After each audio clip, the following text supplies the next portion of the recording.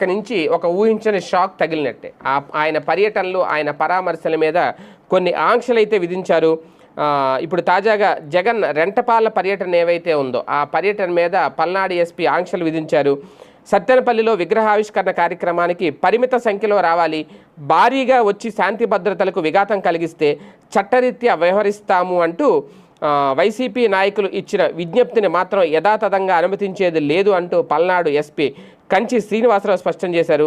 మాజీ సీఎం జగన్ పర్యటనను ఉద్దేశించి ఆయన ఈ వ్యాఖ్యలు చేశారు. ఈ కార్యక్రమానికి ఎలాంటి ఆటంకం కలిగించడం లేదు అని, సెక్యూరిటీ కాన్వాయ్తో పాటు మరో 3 వాహనాలు 100 మంది వస్తే తమకు అభ్యంతరం లేదు అన్నారు. సత్తెనపల్లి మండలం రెంటపాలలో ఈ నెల 18న నాగమల్లేశ్వర విగ్రహావిష్కరణ జగన్ వస్తున్నారు. నియోజకవర్గ వైకాపా ఇన్ఛార్జ్ గజ్జల సుధీర్ భార్గవ్ రెడ్డి నెల 15న కార్యాలయానికి వచ్చి లేఖిచ్చారట. అందులో పూర్తి సమాచారం అయితే లేదు, ఎంతమంది వస్తున్నారు, ఎన్ని కార్లు వస్తున్నాయి అనే వంటి వివరాలతో మళ్ళీ